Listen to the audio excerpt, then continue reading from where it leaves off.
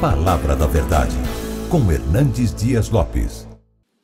Irmãos amados, vamos abrir a Palavra de Deus em dois textos nesta manhã. O primeiro deles, 1 Crônicas 21, verso 13. Primeiro livro das Crônicas, 21, verso 13.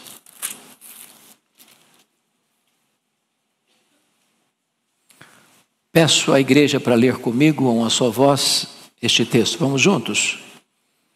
Então disse Davi a Gade: estou em grande angústia. Caia eu, pois, nas mãos do Senhor, porque são muitíssimas as suas misericórdias, mas não nas mãos dos homens, não caia eu. O segundo texto é Mateus capítulo 14.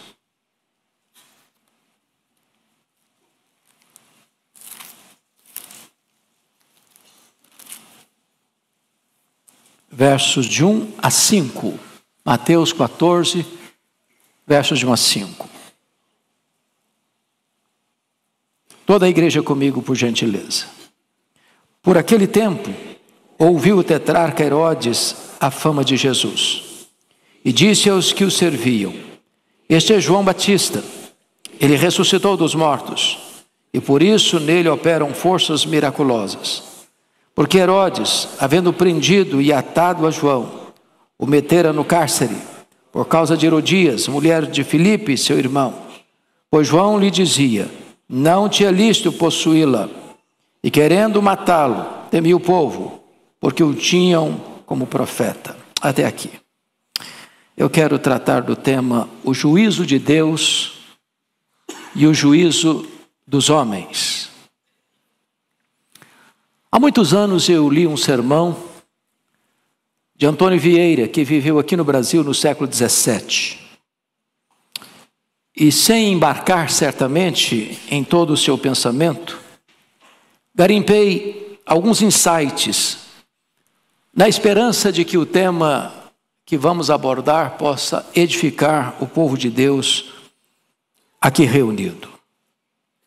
O texto que nós acabamos de ler nos mostra João Batista, o precursor do Messias.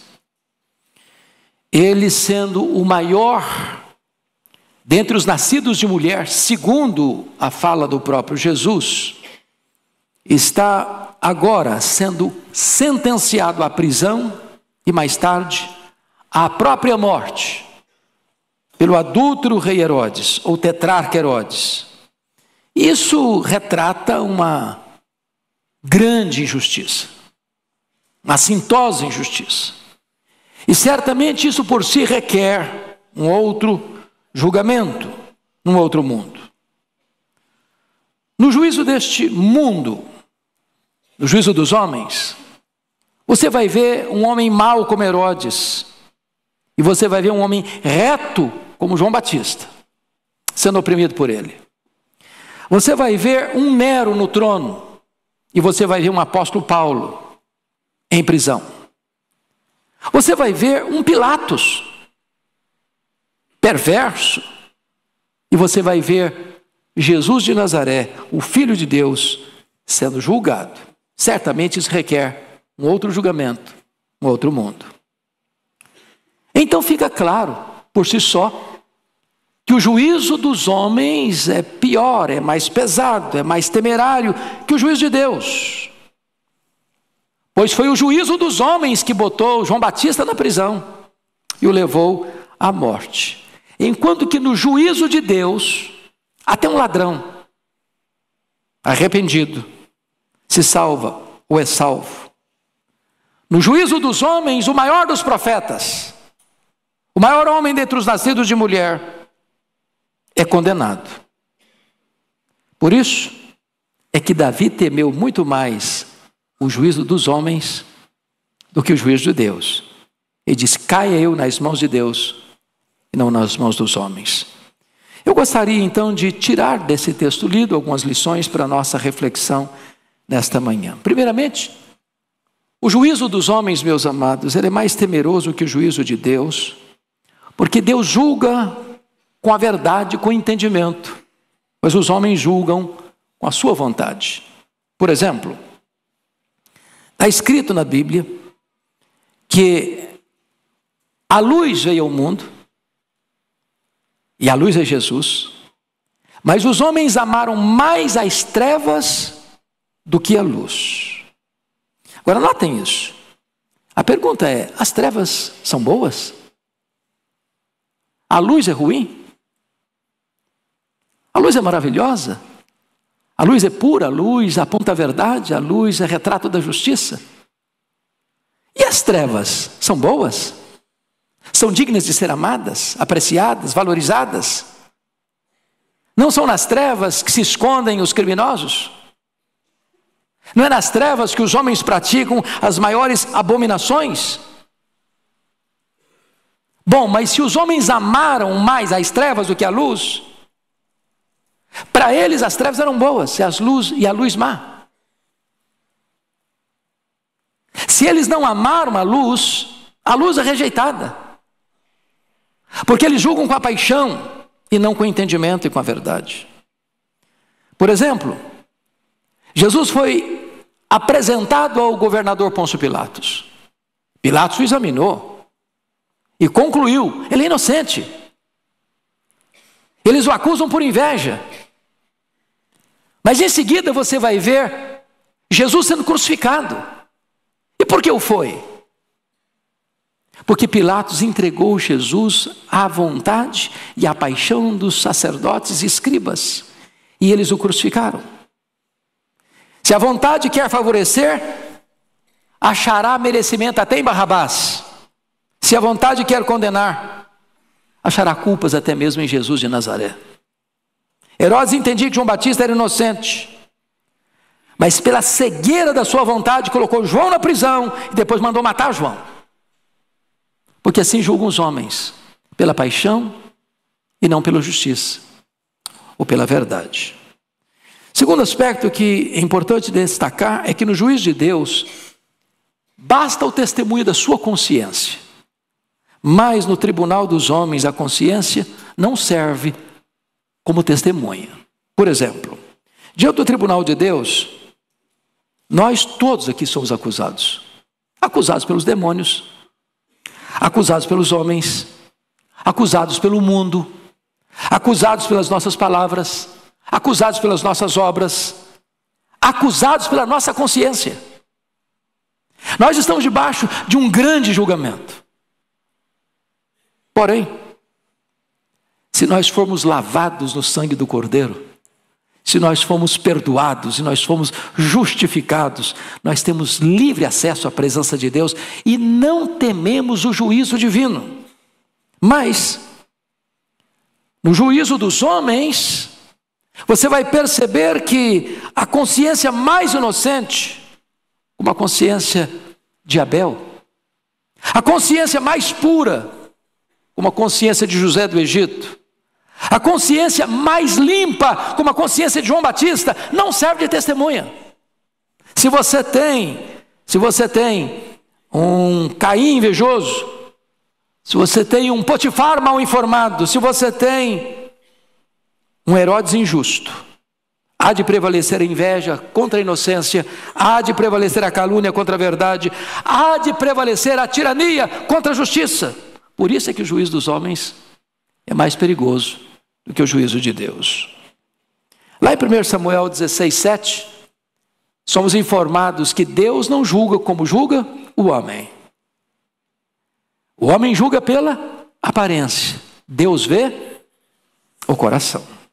Pois bem, esse texto certamente não prova que o juízo de Deus é mais terrível, mais temível. Ao contrário, Cristo caminha para o Calvário. O inocente caminha para o suplício.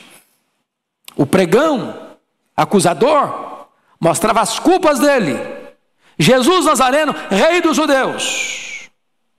Porém, as defesas de Jesus não estavam pregadas na cruz, estavam no seu coração. Ele era inocente, mas no juízo dos homens foi considerado culpado, condenado, crucificado. Eu pergunto a vocês, quem poderia ser mais inocente do que José? Quem era mais culpada do que a mulher de Potifar? Mas a culpada mostra os indícios na capa de José. E o acusado, inocente, tinha todas as suas defesas no coração. É por isso que Deus não julga a aparência. Deus julga o que vê no coração.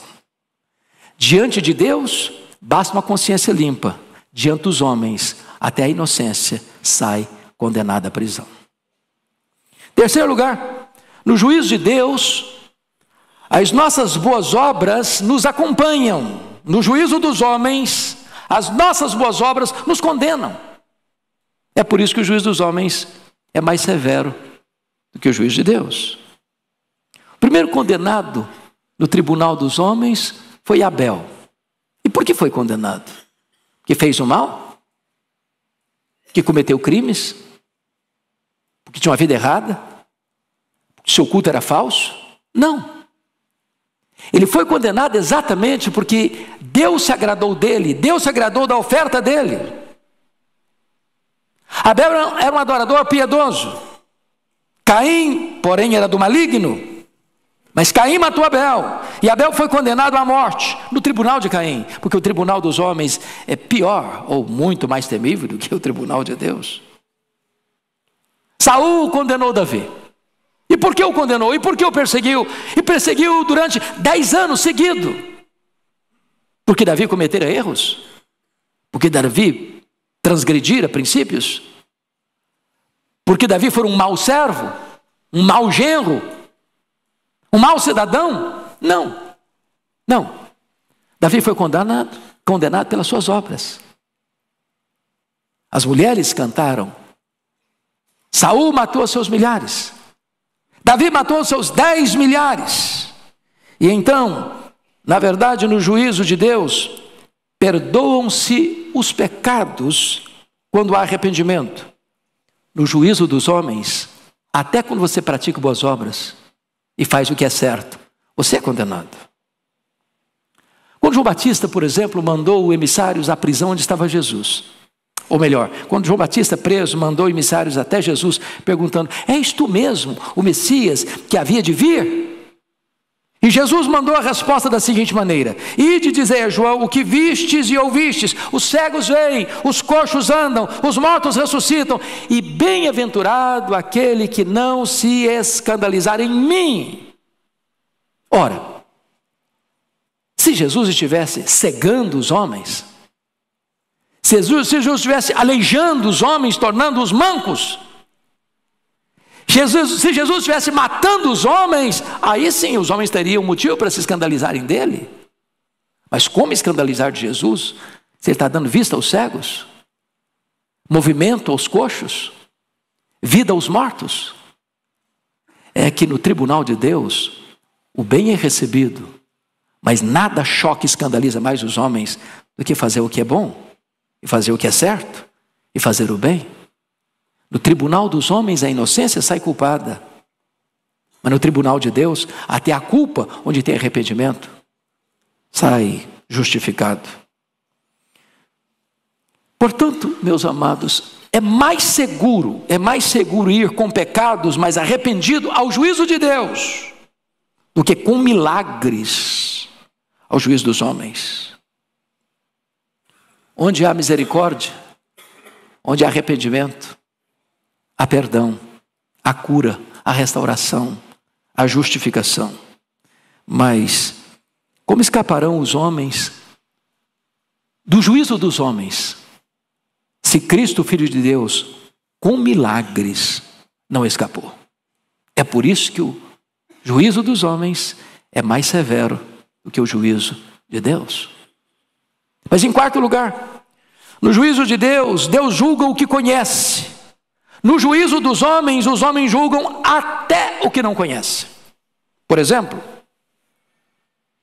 que julguem os homens as obras que vê, que julguem os homens as palavras que ouvem, é normal, é lícito, é justo.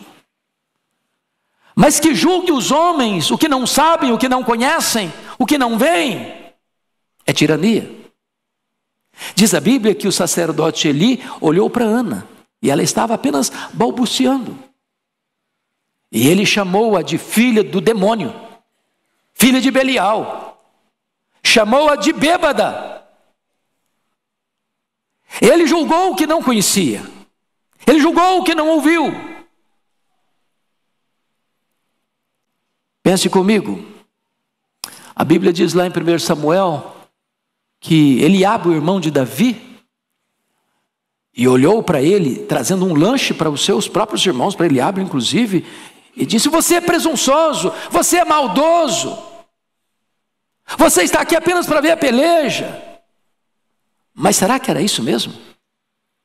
Quando Davi vai àquele acampamento, não há maldade em Davi, não há nenhuma soberba em Davi. Aliás, já tinha sido ungido rei no lugar de Saul.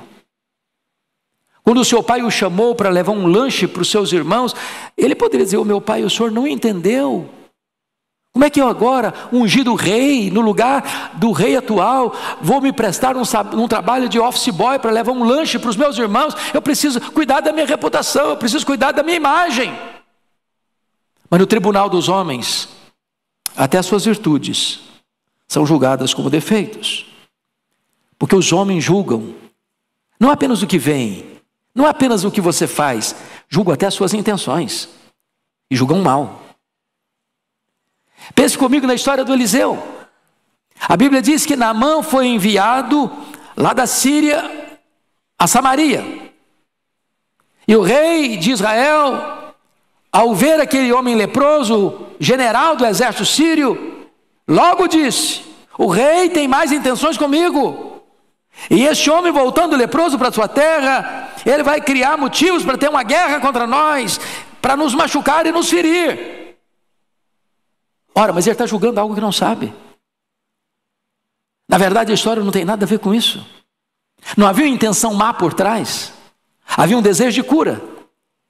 E não seria pelas mãos do rei, seria pelas mãos do profeta.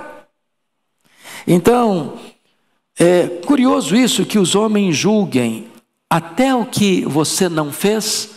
Os homens julgam até o que você não falou.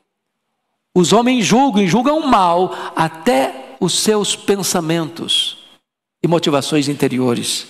Não é assim o tribunal de Deus. Muitas vezes os homens julgam e condenam não só o pensamento, mas julgam até o que nunca passou pelo pensamento. Por exemplo, Deus julga os pensamentos. Sabe por que Deus julga os pensamentos? Porque Deus conhece os pensamentos. Aliás, o único tribunal que tem competência para julgar foro íntimo é o tribunal de Deus, porque Deus conhece o nosso coração, Deus conhece as nossas palavras antes de as proferirmos, Deus conhece os segredos do nosso coração, Deus conhece as nossas motivações mais íntimas. Mas os homens julgam o que nem você e nem eles pensaram. Por exemplo,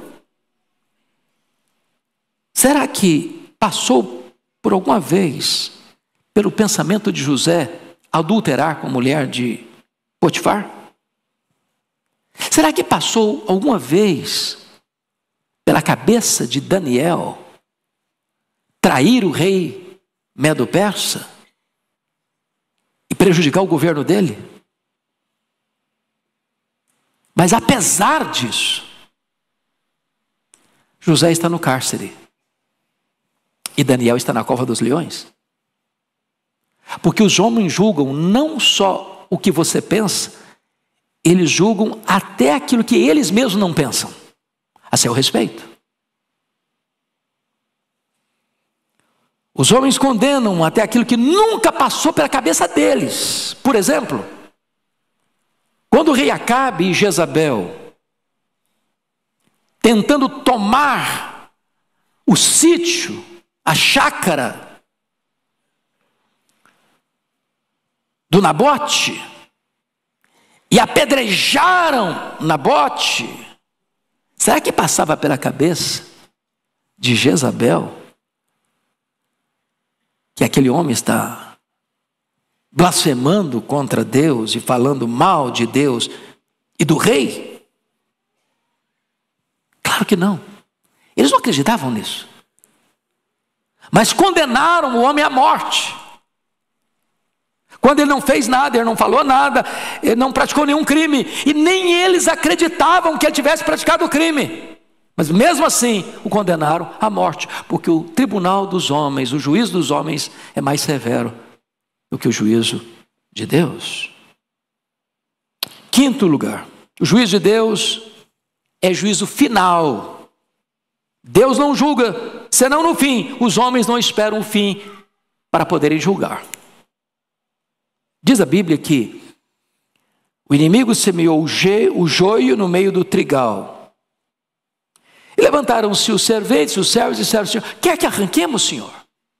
E o Senhor disse: não, deixa crescer, deixa amadurecer, deixa a ceifa chegar. Quando a ceifa chegar, o trigo será cortado e colocado no celeiro. O joio vai ser queimado no fogo. Em outras palavras, o Senhor espera o final para poder julgar. Os homens não esperam isso para poder julgar. Por exemplo,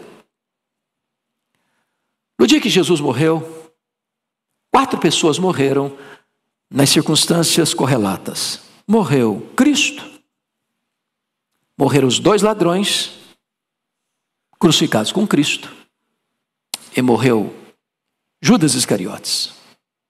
Agora percebamos uma coisa: a diferença dos princípios e dos fins de todos. Cristo começou bem e terminou bem. O ladrão da esquerda começou mal, terminou mal. O ladrão da direita começou mal, terminou bem. Judas começou bem e terminou mal. Deus espera até o fim para poder julgar. Porque cada segundo que passa na sua vida, Deus está dando mais uma chance de você se arrepender, você se voltar para Ele. Por isso Deus julga no final. Você vai encontrar um Manassés, um monstro, tendo chance de se arrepender. Você vai encontrar um Saulo de Tarso, um criminoso assassino, sendo transformado e virando o maior missionário da história da igreja. Você vai ver um devasso, como Agostinho de Hipona, se tornando o maior expoente dos pais da igreja. Você vai ver um homem idólatra como Martinho Lutero, se transformando o grande reformador. Você vai ver você e eu, indignos pecadores, salvos pela graça. Essa é a bondade de Deus, que só julga no final. Mas os homens não esperam até o final para poder julgar. Então, o apóstolo Paulo recomenda o seguinte, lá em Romanos, 1 Coríntios 4:5. Nada julgueis antes do tempo, até que venha o Senhor. O juízo de Deus é final, porque sempre há uma oportunidade de perdão. Deus não tem prazer na morte do ímpio, mas em que ele se converta e viva. Mas não é assim no juízo dos homens. Por exemplo, está lá em João 12 que Jesus participou de um banquete na casa de Simão, o leproso. Que chamasse aquele homem de leproso, se ele fosse leproso, era justo. Mas chamá-lo de leproso quando ele já não era mais leproso, é crueldade. Na verdade, esse rótulo é pior do que a própria doença. Porque a doença da lepra poderia encerrar-se na morte dele. Mas o rótulo permanece por gerações e gerações e gerações. Assim é o tribunal dos homens. O juízo de Deus é final, porque sempre Deus dá uma chance e uma oportunidade de arrependimento. No juízo de Deus, Deus muda a mente, Deus muda o coração, Deus muda a vida, Deus muda o nome, Deus faz o velho novo, o morto vivo, o perdido salvo. Mas no juízo dos homens não há perdão, ainda que haja acerto com Deus. Mas finalmente, 6º lugar, o juízo de Deus é juízo de um só dia. O juízo dos homens é o juízo de todos os dias, de toda a vida. Preste atenção nisso. Todos os dias para os que vivem entre os homens são dias de juízo. O juízo de Deus há de ser no último dia. Agora, as pessoas estão julgando você na rua, no trabalho, na igreja, em casa. Você está sendo julgado pelos amigos e pelos inimigos, pelos pares e pelos diferentes. No juízo dos homens, até os inocentes são trucidados. Digam-no as lágrimas de Raquel, os inocentes de Belém, as crianças que morreram sem saber o que estava acontecendo. Foram vítimas da truculência do rei Herodes.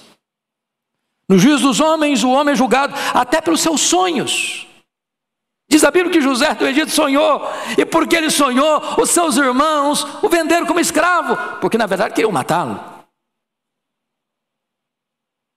No juízo dos homens, o juízo não condiz com os sinais, porque diz a Bíblia que Judas Iscariotes vem dar um beijo em Jesus, mas não era amizade, era traição. O sinal era beijo de amizade, os atos eram de violência, de traição, de truculência.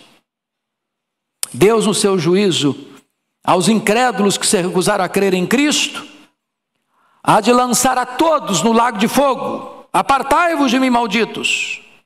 Os homens dizem para você assim: vinde benditos, mas no coração estão condenando você. Na mesma hora que dizem Hosana, Hosana, em seguida dizem crucifica-o, crucifica-o, crucifica-o. Na verdade, o juízo dos homens é mais rigoroso do que o juízo de Deus. Portanto, irmãos, quão difícil é cair nas mãos dos homens. Jesus Cristo nos alertou: não julgueis, para que não sejais julgados, porque com a mesma medida com que julgardes, também sereis julgados. Agora, sabe por que tantas vezes nós somos julgados? E tão injustamente julgados? É porque tantas vezes nós somos juízes e injustíssimos juízes. Se quisermos julgar, voltemos as baterias para nós mesmos. E eu posso até lhes garantir que se nós julgássemos a nós mesmos, nós iríamos encontrar muita coisa para julgar, muita coisa para condenar.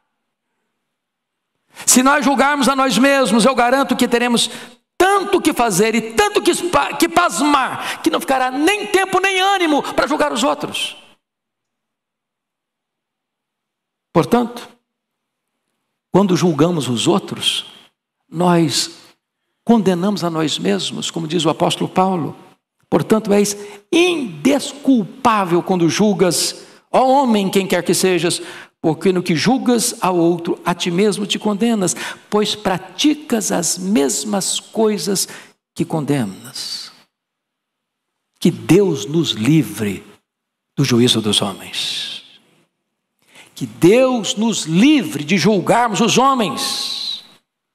Que nos refugiemos na cruz, onde os nossos pecados foram julgados e nós fomos declarados perdoados, justificados e livres, para encararmos com segurança o juízo final. Mas eu concluo dizendo que quanto ao juízo de Deus, se você está debaixo do sangue de Jesus, debaixo do sangue do Cordeiro, se você já se arrependeu dos seus pecados e você já creu no Senhor Jesus, você pode estar em plena confiança. Pois foi Jesus quem disse: em verdade vos digo, quem ouve a minha palavra e crê naquele que me enviou, não entra em juízo, mas passou da morte para a vida. Se você está em Cristo, você pode dizer como Paulo: já nenhuma condenação há mais para aqueles que estão em Cristo Jesus, nosso Senhor. Se você está em Cristo, você pode dizer: Quem os condenará? É Cristo Jesus quem morreu, ou antes quem ressuscitou, o qual está à destra de Deus e também intercede pelos santos. Se você está em Cristo, você está seguro, porque nem a morte, nem a vida, nem anjos, nem principados, nem poderes, nem altura, nem profundidade, nem qualquer outra criatura poderá separar-te do amor de Deus que está em Cristo Jesus, nosso Senhor. Que Deus, portanto, nos ajude e nos abençoe. Amém.